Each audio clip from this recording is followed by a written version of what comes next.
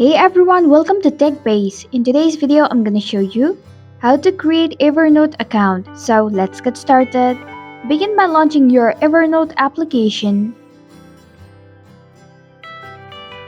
In order to create Evernote account, enter your email or you can sign in with Google or sign in with Apple ID. In this video, I'm gonna sign in with Google. Tap on it. Now choose an account to continue to Evernote.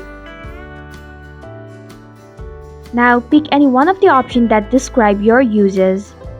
You can change this option later. And then pick any one of the options that describe your experience. And this is how you can create Evernote account. Thanks for watching TechBase. If you like this video, hit the like button and drop a comment with any questions or feedback. If you are new, subscribe and click the bell icon to stay updated on the future videos.